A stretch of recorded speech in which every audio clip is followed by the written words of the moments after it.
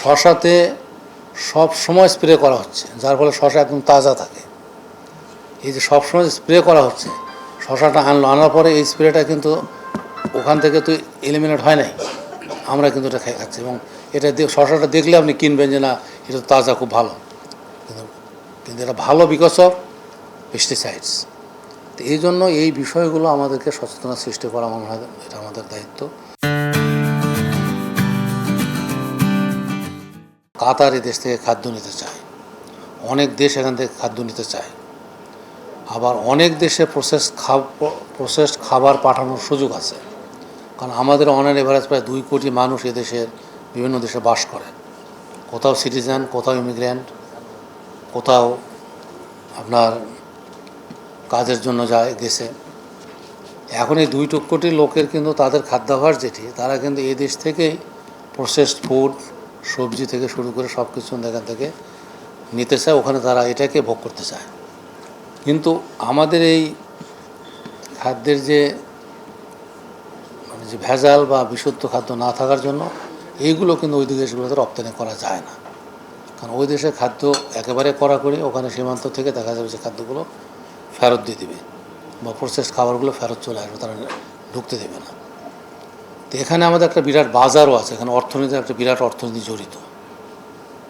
এবং আরও কিছু কিছু দেশ আছে যারা ইতিমধ্যে আমাদেরকে প্রপোজও করেছেন, তারা যদি এখানে বিশ্বকৃত খাদ্য যদি উৎপাদিত হয়, তাহলে এখান থেকে তারা তাদের দেশের চাহিদা অনুযায়ী যে খাবার, বিশেষত চাল বা অন্যান্য জিনিস, এগুলো আমরা প্রেসক্রাইবড একটা এরিয়াতে উৎপাদন করে সেগুলো কিন্তু সেই দেশগুলোতে রপ্তানি করা সম্ভব।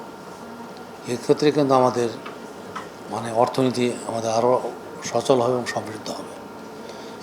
আমাদের অভ্যন্তরীণ যারা আমরা চাহিদা বা অভ্যন্তরীণ যারা আমরা খাদ্য গ্রহণ করি, তার বাইরে খাদ্য আমাদের লোকজন যারা আসতে পাঠানো, তারপরেও অনেক দেশ এখান থেকে খাদ্য বা খাদ্যশস্য নিতে চায়। আমি মনে করি প্রত্যেকটা মাস বড় বড় বাজারগুলোতে বা পৌর এরিয়াগুলোতে যদি আমাদের যারা লোকজন আছে ডিস্ট্রিক্টে, তারা যদি এখানে অভিযান চালায়, স্থানীয় প্রশাসন আছে তাদের সহযোগিতায়, এবং যদি এভাবে তারা অ্যাক্টিভ হয়, তাহলে কিন্তু মানুষ জানবে। এখন কিন্তু মানুষ এখনও জানেও না অনেকে যে নিরাপদ খাদ্য কর্তৃপক্ষ বলে একটি সংস্থা আছে।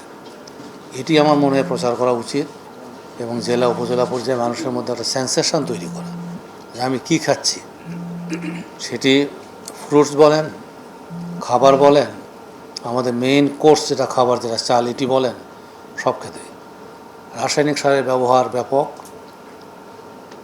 যেখানে 1 কেজি সার প্রয়োজন, সেখানে 3 কেজি 4 কেজি দেওয়া হয়। এটিও মাননীয় প্রধানমন্ত্রী উনি একটা ইনফর্মাল ডিসকাশনে বলছিলেন যে কীভাবে রাসায়নিক সার থেকে বেরিয়ে এসে আমরা কম্পোস্ট সারের দিকে যেতে পারি। কারণ কম্পোস্ট সারের দিকে গেলে আমার শস্যগুলো উৎপাদনভাবে আসবে।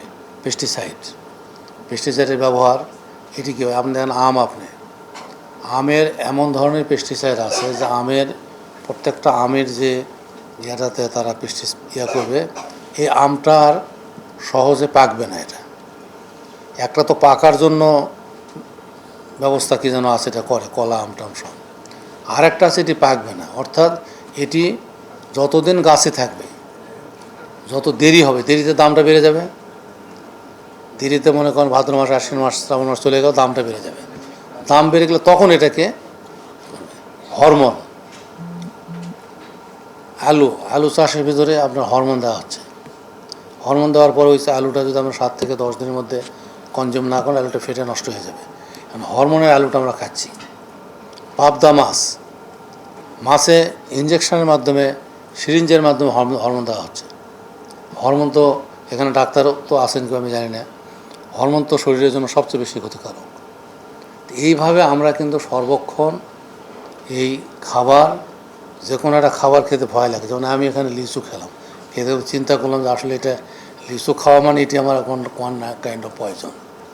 কারণ লিচুতে সর্বসময় দেওয়া হয়। আপনি শশা খান, শশাতে সব সময় স্প্রে করা হচ্ছে, যার ফলে শশা একদম তাজা থাকে। এই যে সব সময় স্প্রে করা হচ্ছে, শশাটা আনার পরে এই স্প্রেটা কিন্তু ওখান থেকে তো এলিমিনেট হয় নাই, আমরা কিন্তু এটা খাচ্ছি। এবং এটা শশাটা দেখলে আপনি কিনবেন যে না, এটা তাজা, খুব ভালো। কিন্তু এটা ভালো বিকজ অফ পেস্টিসাইডস। তো এই জন্য এই বিষয়গুলো আমাদেরকে সচেতনতা সৃষ্টি করা মনে হয় এটা আমাদের দায়িত্ব। আর এর সাথে আইনের প্রয়োগ অবশ্যই জরুরি।